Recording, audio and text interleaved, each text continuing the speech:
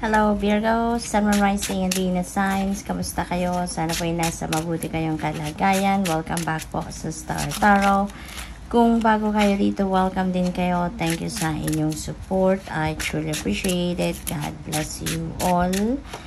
Virgo, pauna mensahe ninyo, Queen of Wands. Napakaganda nito kasi this is about abundance, no?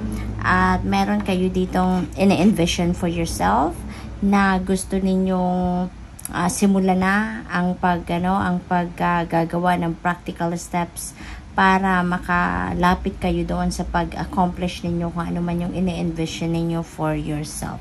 Maaaring related yan sa kaperahan, ano? Kaya pagdating ninyo doon sa dulo, no? Ito na yung period wherein you're going to reap the rewards of your hard work at talagang magkakaroon din kayo ng financial gain, no? Magkakaroon kayo ng financial prosperity and abundance dito. So good luck to you. We have Seven of Swords. Mag-iingat din po kayo, no? Mag-iingat kayo sa mga valuables ninyo, tangible and non-tangible, it doesn't matter, bastang mahalaga sa inyo, alagaan ninyo yan, bantayan ninyo yan, i-monitor ninyo yan, ano? Kasi maaring may mga tao sa paligid ninyo na nagmamatsyag lang. Maaring may mga tao sa paligid ninyo na naghihintay lang ng right timing para makapambudol sa iyo. Naghihintay lang ng tamang pagkakataon para makascam or makapanloko sa inyo. Kasi si Seven of Swords is an energy of liar, cheater, and stealer. Maaari din na may mga taong sinungaling dito sa paligid ninyo. Maaaring kayo'y pagsinungalingan or maaaring sinungalingan na nga kayo, Virgo. Queen of Swords, ayan, kung alam mo, don't hold back, no, Virgo. Don't hold back. Kung ano ang nasa isip ninyo, ano ang laman ng damdamin ninyo, ng dibdib ninyo, yun ang ilabas ninyo, yun ang express ninyo, yun ang sabihin ninyo para malalaman ng mga tao, no, that you are dealing with kung ano talaga ang totoo ninyong saloobin, kung ano talaga ang nasa puso at nasa isip ninyo. Okay? So, wag nyo nang i-sugarcoat kung ano man yan. Kung yan ang nasa dibdib ninyo, yan nasa isip ninyo, ilabas ninyo yan. Yun ang sabihin ninyo, express it. Straightforward, no? Be straightforward. Six of Swords, you're heading towards something new, no? Paalis kayo dito sa isang sitwasyon or isang bagay na hindi na healthy para sa inyo. Siguro pagod na kayo dito, stressed out na kayo, nabu-burnout kayo sa pagdi-deal with na kung ano man ang sitwasyon na to sa buhay niyo. Maaaring sa trabaho yan, career ninyo, relationship, no?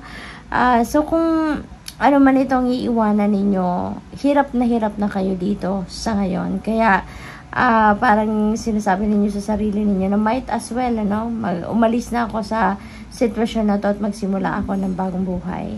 Okay?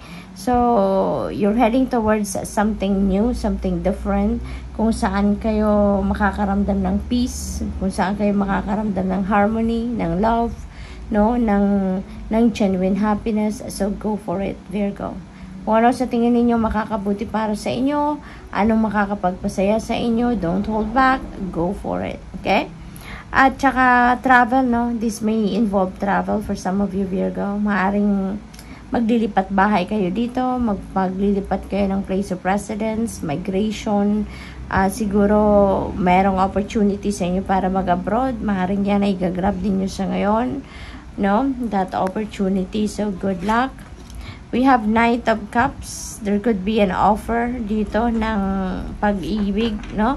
Maybe if you're single, siguro meron ditong nandiligaw sa inyo. Maaring someone is going to ask you out on a date. Or probably meron ditong mag-o-offer ng sa inyo, ng kasal, no? Maaring ganon ang sitwasyon. For others of you, this could be friendship na makukuha ninyo sa ngayon. Maybe you're going to meet someone new at saka yan yung pagkakakilalan ninyo ay mag-uuwi or mauuwi sa isang magandang pagkakaibigan. Probably din, ano ito, apology, no, Virgo. Maaring merong taong nakagawa ng hindi maganda sa inyo, maaring may nakagawa sa inyo ng hindi kaaya-aya at nasaktan kayo ng taong ito at yung taong ito ay maaring humingi ng kapatawaran ninyo sa ngayon. What else for Virgo? We have angel number 0440, intuition. Pakinggan ninyo ang inyong intuition, okay? Listen to your intuition. Pakinggan ninyo ang bulong, no, ng sarili ninyo because it will always lead you to the right direction. It will lead you to the right path, no? Kung anong dapat ninyong, kung anong best para sa inyo sa ngayon, doon kayo dadalhin ang iyong intuition, okay? There will be a lot of insights. There will be a lot of information coming your way. Kaya give yourself time para ma-access ninyo ang mga yan. Follow your gut. It's more than just a feeling. Be real with people and focus on meaningful relationships. Remember, you also must bring value to the table. Treat others with respect or else karma will bite your ass. Ayan. So, di ba? Ano talaga, kung anong nilabas din yung energy, yun din ang babalik sa inyo. We have angel number 2121. Ayan. So, prosperity is coming your way. Ayan. So, Queen of Wands, diba? Prosperity and abundance. We also have journey dito. So, we have travel energy with the Six of Swords. So, parang kino-confirm lang, no, ng 2121 ang mga nasa cards na nasa taas. So, sabi dito, that day you're waiting for will come. Maintain discipline. You're getting closer to your end goal. There's no need to overextend yourself. Guard your energy to remain focused. It will pay off. It's a climb, not an elevator ride. Diba, ganun talaga. Yung tagumpay natin, hindi easy. No? Hindi madali makuha ang pagtatagumpay sa buhay. Kailangan natin pagtrabahuan. So, good luck, Virgo. Thank you for watching Love and Light. Namaste.